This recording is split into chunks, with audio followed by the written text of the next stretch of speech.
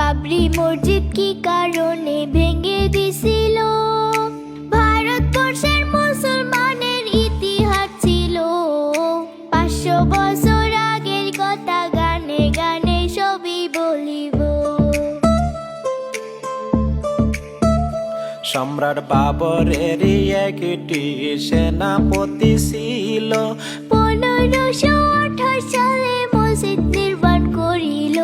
বাবরি মসজিদ নামে এই মসজিদটির নাম দিল।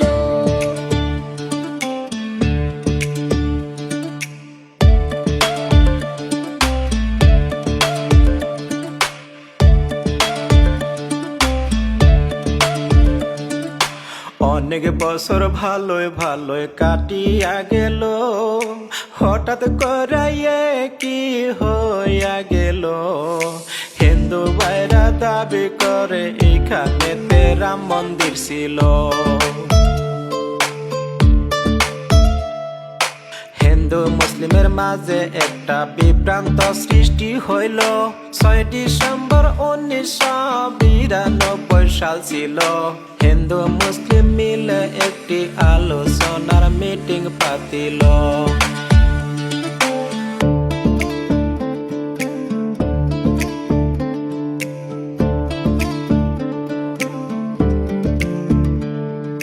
রাম মন্দির ভেঙে দিয়া মসজিদ বানাইছে, হে বলিয়া হিন্দু বাইরা দাবি করতাছি।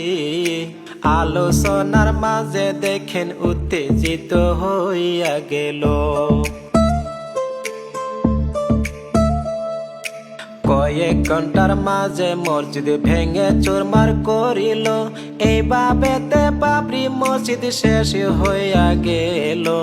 আন্দোলনে সেইখানেতে অনেক মানুষ মারাও গেল।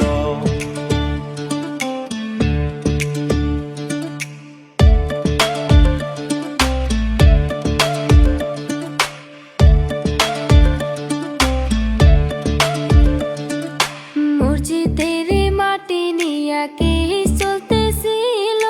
2019 সালে সিদ্ধান্ত হইল, সুপ্রিম কোর্টে রায় দিল এইখানেতে মন্দির বানাইব।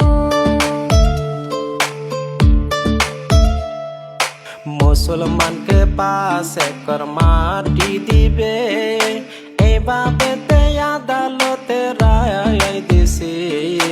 তারপরেতে পরিস্থিতি অনেকটাই নিয়ন্ত্রণ হয়েছে।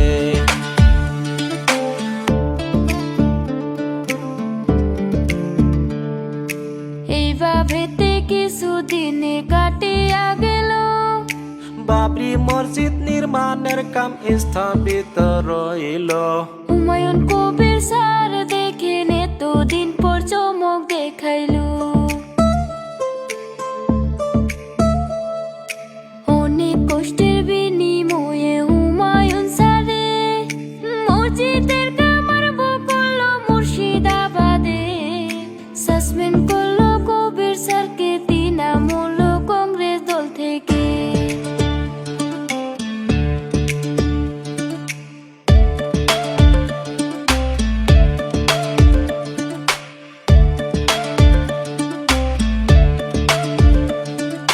সেলুট জানাই হুমায়ুন স্যার আপনাকে, সারা দেশের মানুষের মন জয় গেছেন করে।